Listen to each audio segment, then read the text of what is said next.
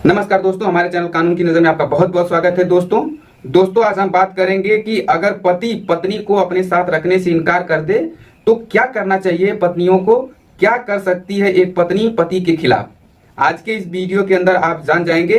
तो इस वीडियो को लाइक जरूर कर दें।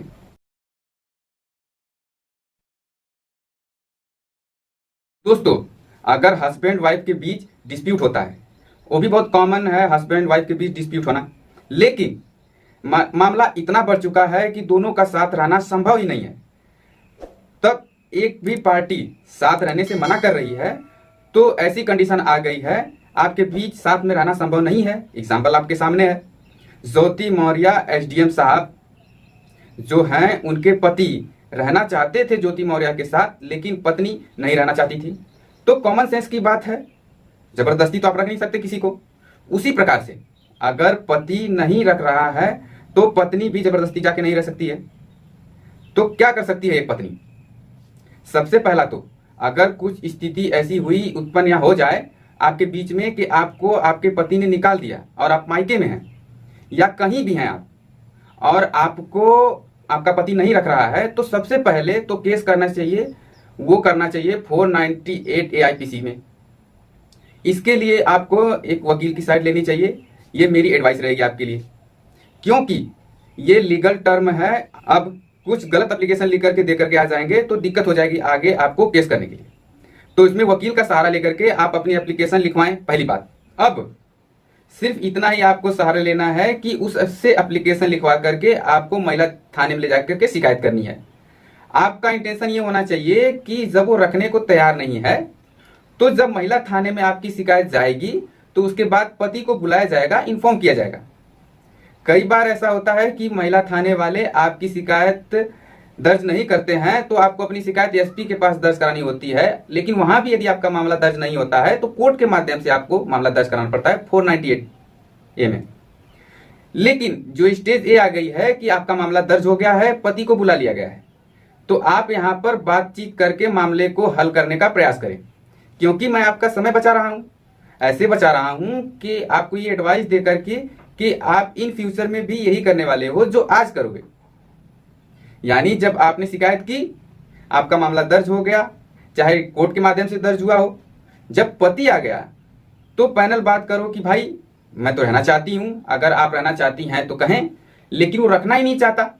अब वो सोल्यूशन क्या चाहता है? दोनों बैठ करके बात करो, बीच का रास्ता निकालो। कोर्ट कचहरी अगर नहीं चाहिए तो मुझे भाई जो मेरा शादी में खर्च हुआ है, जो मेरा सामान है, वो समस्त सामान चाहिए। फॉर एग्जाम्पल, शादी में 5 लाख रुपए खर्च हुए तो 5 लाख प्लस मेरा संपूर्ण सामान, वो आप डिमांड कर सकती हैं उस व्यक्ति से।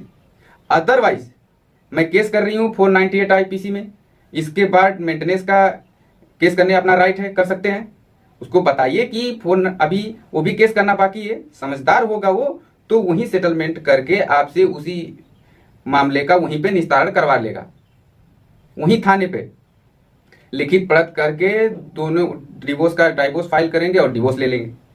ये तो हुई एक बात। लेकिन अगर मान लीजिए कि आपके पति ने आपको निकाल रखा है, आपने थाने पे शिकायत की और थाने पे शिकायत करने के बाद वो जमानत करा करके चला गया, तो आपको अब एक और केस करना है अपने पति के खिलाफ, जो है खर्चे का, मेंटेनेंस का 125 CRPC का आप केस कर सकती हैं। अपने पति से भरण पोषण प्राप्त कर सकती हैं मंथली।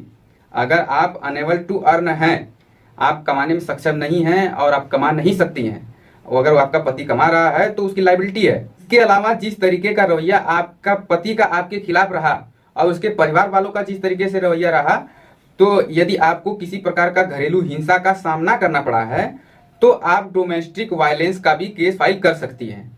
वकील के हेल्प से आप घरेलू हिंसा का केस फाइल कर सकती हैं, जिसमें आप शेल्टर की मांग करेंगी, रहने की जगह, उसमें मेंटेनेंस क्लेम नहीं करना चाहिए। तो ये 3 केसेस हो गए।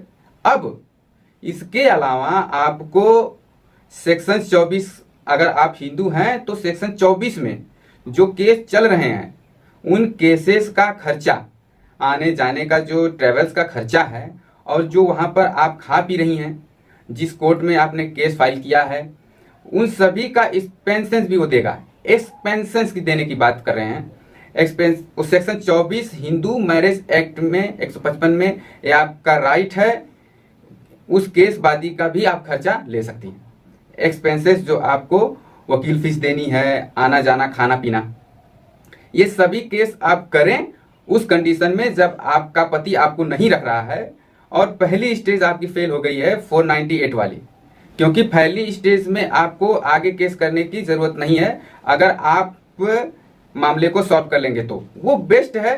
अगर आप सोल्यूशन करके मामले को डील करेंगे तो जल्दी से जल्द निस्तारण हो जाएगा और भविष्य में आप दोनों शादी भी कर सकते हैं।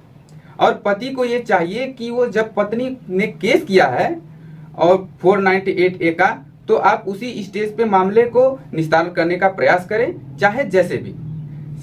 साथ में रहना है तो उस कंडीशन में साथ रहने को कहिए, उसका निस्तारण कीजिए। अगर साथ में नहीं रहना है तो बैठ करके बातचीत करके दोनों अलग होने की प्रक्रिया अपना रहे हो तो आपसी सहमति करके जो भी आप देना चाहते हो उस कंडीशन में आप सेटलमेंट करके मामले को रफा दफा कर लेना चाहिए। ये मेरी एडवाइस है आपके लिए। बाकी कोर्ट में अगर आप आना चाहते हैं तो वेलकम है आपका, हम तैयार हैं आपका केस लेने के लिए। अगर दोस्तों वीडियो अच्छा लगा हो तो लाइक करें, शेयर करें और ऐसी वीडियो देखने के लिए